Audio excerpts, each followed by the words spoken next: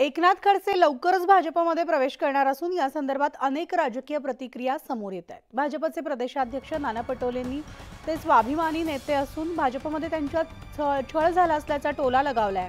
तर चंद्रशेखर बावनकुळेंनी त्याला प्रत्युत्तर दिले।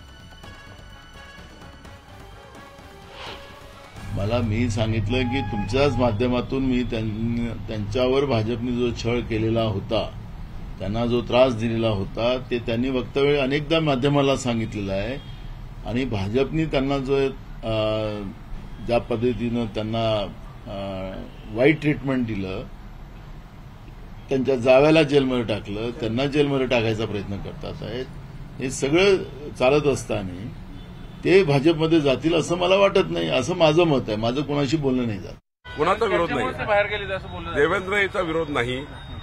देवेंद्रजी कधीही खडसे साहेबांच्या विरुद्ध नाही, उलट खडसे साहेबांना सर्वात जास्त, मी साक्षी आहे, खडसे साहेबांना सर्वात जास्त मानाचं स्थान, हृदयातलं स्थान देवेंद्रजींनी पहिल्यापासून दिलं आहे। खडसे जे आमचे नेते होते त्या काळातही त्यांनी देवेंद्रजींना पूर्ण त्या ठिकाणी सहकार्य केलं आणि देवेंद्रजी मुख्यमंत्री झाल्यानंतर आणि आजही त्यांच्या मनातला खडसे साहेबांचा सन्मान हा कधीच कमी झाला नाही।